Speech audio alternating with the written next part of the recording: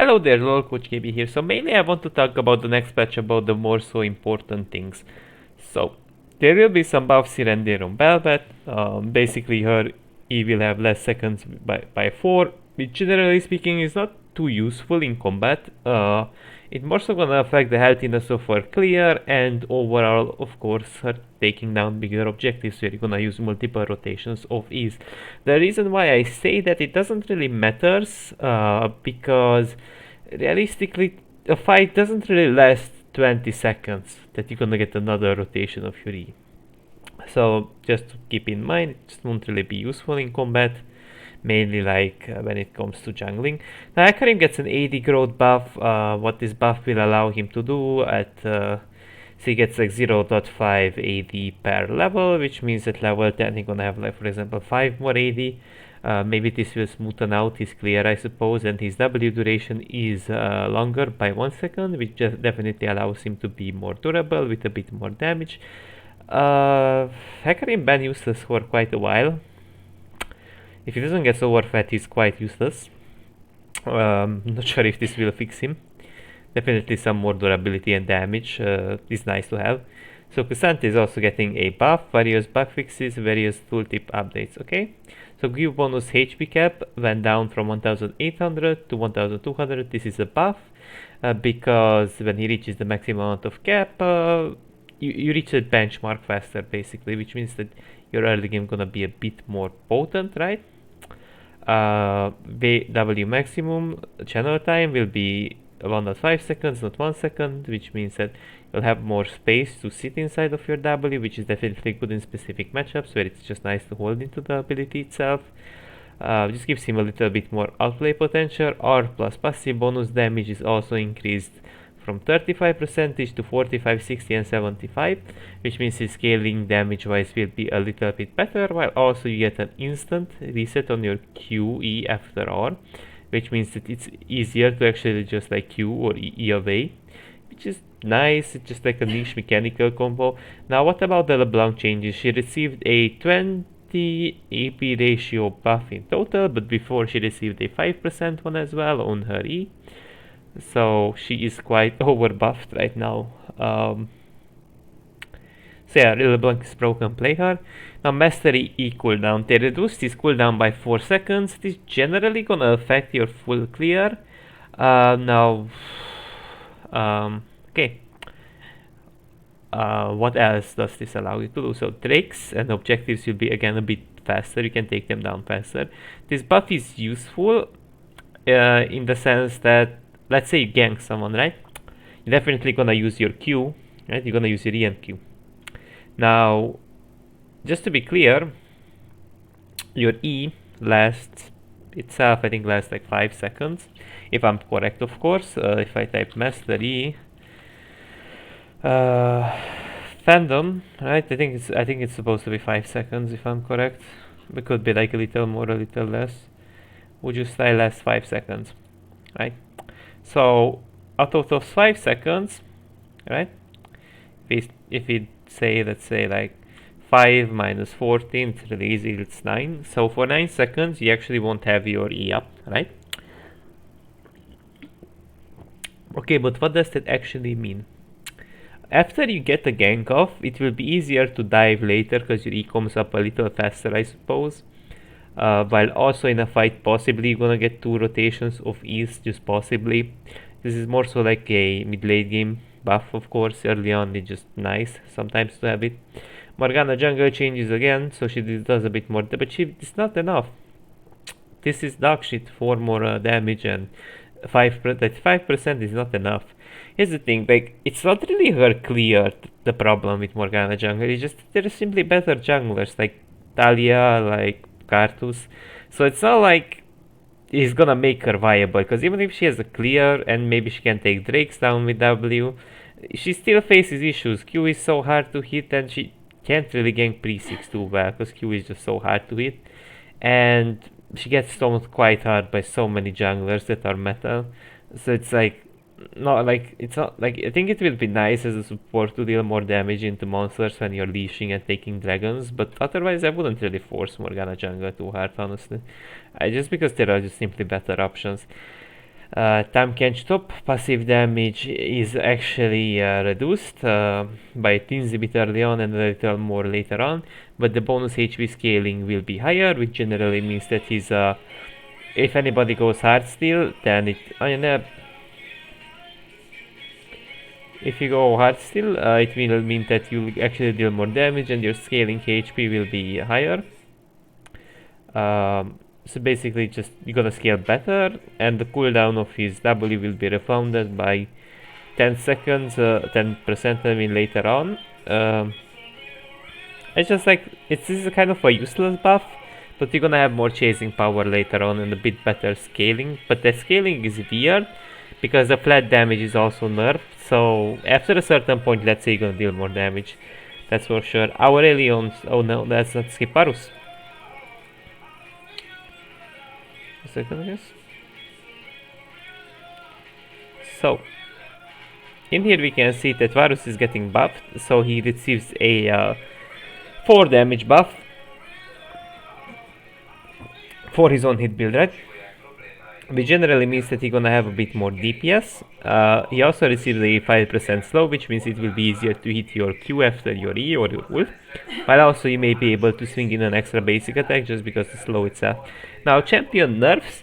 Riot Games says it's a nerf, but it's not really a nerf. What the hell do I even mean by this? Q DPS. So early on, we can see 15 to 55 plus 30 up to 80 per level, right?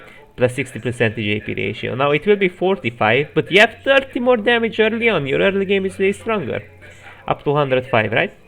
Now the AP ratio will be lower, so scaling wise it will be a bit worse. Q burst damage, again, is actually buffed, right? The flat values. And so what's notable that his early game will be stronger, his scaling worse, but these are not really nerfs for Aurelion Sol. Not quite nerfs. Because he does struggle early on. Now Brial, ES growth to the 3%, 2%, W missing HP damage, 10% plus 4% bonus per bonus 80. So she's gonna have a bit less DPS basic attack wise because of the attack speed nerf. W missing HP damage is like a little bit. Her scaling is also nerfed, and passive remaining bleed heal will be a bit higher. I think these nerfs are like whatever, honestly. I think she will be still highly viable if she's fed. Finally, Caitlyn Lethality is nerfed. Passive crit scaling went down from 81 to 25 to 85%, so basically it means her crit build will be a bit better. Our cooldown will go from 90 to 75 to 60 to 90. Our damage is 300 up to 750 plus 200% bonus 80. Isn't this all just broken? Plus 35% at 100% crit. So it means that they're buffing the crit build and they're nerfing the lethality build, but I feel like lethality build will be still probably played. I'm not sure how hard does this kill the build, but nonetheless you can always go crit and that will work. They're nerfing Mundo. Well, Mundo is viable for one patch. They're nerfing his damage by 1% because they nerfed DPS in the game, which means overall he's harder to kill due to Riot Games nerfing runes. Jinx new passive. Stacks kept at 5, right? Passive stacks kept at 5. Turret epic takedowns no longer grant stacks beyond the first, so that's good. She's less broken. Now I don't know why is Rammus getting nerfed. Is he also like viable for one patch? And that's what like Riot Games hates on. So his damage is lowered by 20 early on, which messes a little bit, possibly with his clear. Then also W resistances will be lowered by flat 5 and percentage wise by 5%, which actually does affect a little bit, at least his early clear. While also his scaling and early game damage will be worse, so Rammus is worthless again. Brian Jungle, so they're specifically nerfing a little bit his HP, but his HP growth will be higher, his armor will be higher. Attack speed per level will be higher, of course, attack speed growth and his base attack speed. Passive monster damage will be 250% and E damage is a little nerfed. Brand Jungle will still suck, obviously, because his ganking power is not the best. There are just simply better junglers like Talia and Karthus. I know I said it before, but The issue is that it's nice that they buffed his armor, you know, that's something I could say. It's nice that they buffed his armor. So he's a bit less vulnerable to invades, but he's still super vulnerable to invades, to skirmishes. His ganks are bad because the only way you gank if you hit your cage is bad. I actually just don't really like this change because I think the only thing like Brand will be good at is that legit in the jungle you're kinda good at counter ganking when you're 6, when you're sitting in a bush I assume, but like this will help lane. I would say this is just a lane. Actually it's a lane buff for Brand, it's not even a jungle buff. It's a lane buff for support or mid lane. It's easier to control objectives, easier to leash as a support, but again, like I wouldn't say this is a jungle. Like you should, I don't think so. You should play him in the jungle, for my honest opinion. That's because there are just simply better AP options. Support Seraphine. Mana is nerfed, and the mana growth is a little bit higher, I assume. Mana regen got also nerfed. Well, actually, the scaling mana got nerfed, and the beginner, like the beginning amount of mana you get, is 11.5, which means again she's gonna be a bit more oppressive early on. 7 more armor, insane changes, which means she's less vulnerable to double AD bot. Health growth is a bit lower though, cooldown is lower, so you can oppress a little more. While also they buff the flat values. They did buff actually the flat values and nerf the AP scaling, so they're pushing Seraphine into more so a supportive champion. W cooldown 28 to 20. Now it's 28 to 16, which means you're gonna use it more frequently. The mana costs are also lower, which is insane. W shield, again the flat values are higher, but W heal 5 to 7 percentage plus 4 percentage AP to 3 to 5 percentage, which means they basically want to nerf heavy AP Seraphine and buff soft AP Seraphine that goes support. E cost again gonna be a bit lower later on. E damage again they buff the flat values, but in here they didn't do too many changes to nerf the percentage, of course. That was Zungle, Zyra Jungle. Level 1 attack speed is 6.25, so she attacks a little bit more frequently. Passive damage. So her passive will actually deal a little less damage, flat damage wise, but the scaling is a little higher. Q damage 60 to 200 plus 60 percentage to 62. So they actually overall buff their Q. E damage 67. So they nerfed a little bit her E's flat damage. So they're trying to push Zyra in the jungle. Now she is good at controlling objectives. I assume that's one of her strengths. She's like good at like overall like poking, right? Like controlling. I would say like she's slightly better as a jungler than Brand and Morgana. Yeah. I mean, I could possibly, you know, I could possibly see her, you know. Could possibly see this Zyra jungle happening, but I'm not too positive about Zyra jungle. First strike again nerfed, obviously because it's the only valid scaling rune that you can go for, because the other scaling runes got hard nerfed. So they again are nerfing first strike because it's a bit broken. Don't know why did it take Riot Games to realize the rune is a little broken. They also nerfing the melee bonus movement speed, so melee champs are suffering from this by 5 percentage and later on by 10. But range ones are not getting a buff like Orianna that can escape so easily a Trundle gank. When he just like smashes her combo and she gets out, so that's allowed, but like melee champs are the only ones that suffer from this. But mainly like range champs go for it, that's the thing. I don't know, I mean, guess like this Phase Rush, Gragas top and these type of top laners that guaranteed to go time to time Phase Rush will be a little worse. But I still think so, like there isn't really like another better option, so people will still go on those champions Phase Rush accordingly to their matchups. So maybe it's just a little bit easier for the Darius to hit his E on a Phase Rush champion. It's easier to get close with Ghost, but it's, I don't know. I don't think so. This is gonna like do a big deal, and this is just a cope nerf. They say system adjustment, but they are nerfing. There's no adjustment actually. It's just a nerf. Overall, this means that people are gonna have 15 less MR and armor in the later levels, which means nothing.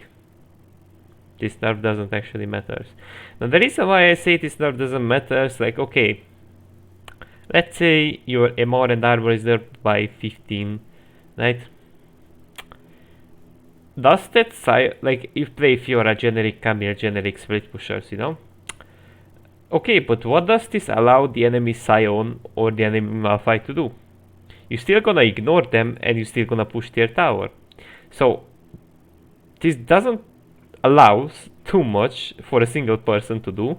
While also note guys, one important thing, the cannon minion is not nerfed. The cannon minion is not nerfed, which means that will tank a whole mage's kit and still be alive.